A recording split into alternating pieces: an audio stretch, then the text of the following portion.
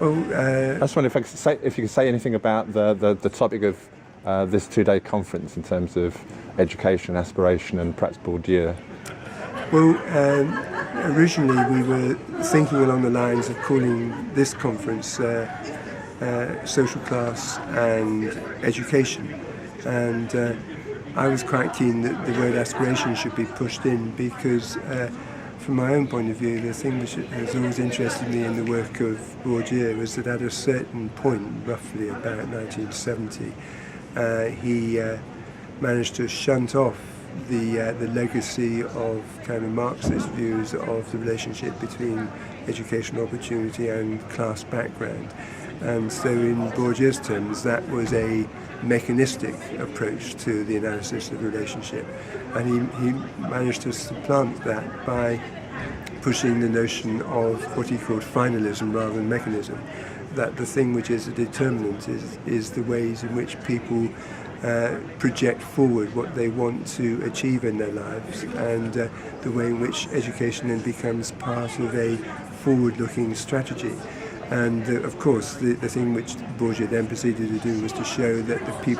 the capacity people have to project forward is dependent upon their actual social condition in the present. But that means that the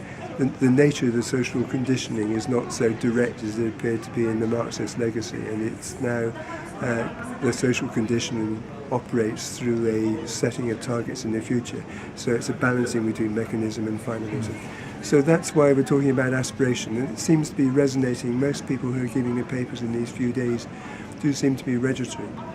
that the new issue is where you can actually encourage aspiration and encourage people to want to maximise their own abilities in the educational field. And what I'm here all the time really is to still hang on to the kind of Bourdieusian caution about this, because his view, as he expressed it in the early 1970s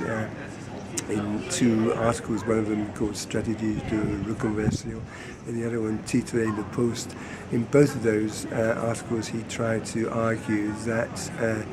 the dominant classes alter the goalposts all the time, and so that just when you're thinking that you're encouraging people to be aspiring to achieve well meritocratically in the education system, those people with power alter the goalposts in such a way that the educational system doesn't deliver what it is supposed to be delivering in the first place. And so there's always a caution that if you're encouraging aspiration, you've got to make sure the aspiration then delivers at the end of the day and is not something which is just another way of deluding people. Could I ask just and we just heard Owen Jones talk about the demonisation of the working class and that general kind of class warfare in brackets. I just wondered if you had any reflections on what he was talking about. Well, I mean, I have currently been doing a lot of work, slightly surprisingly, on Jean-Claude Passeron, and so trying to understand the reasons why they stopped collaborating, because they worked together between 1960 and 1972, and all of the work which we normally tend to assume is Bourdieu's work, all of that 12-year work was collaborative with Passeron, and then they stopped working with each other and stopped talking to each other. And I think one of the key things is that Passeron talks about the tension between populism and miserabilism, and I think the big rift between the two of them really was consolidated by distinction, where Passeron, a lot of ex-supporters of Bourdieu thought that distinction was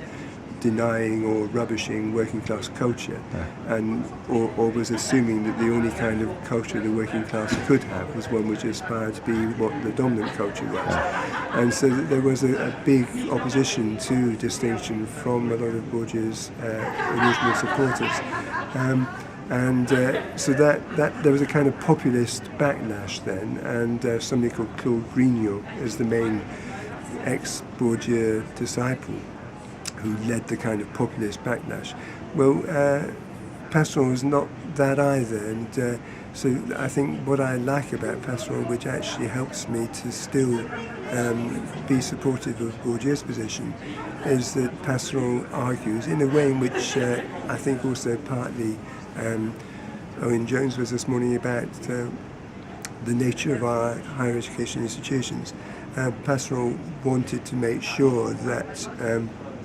you maintain a dialogue between the populist orientation and the miserabilist orientation, which is the orientation which supposes that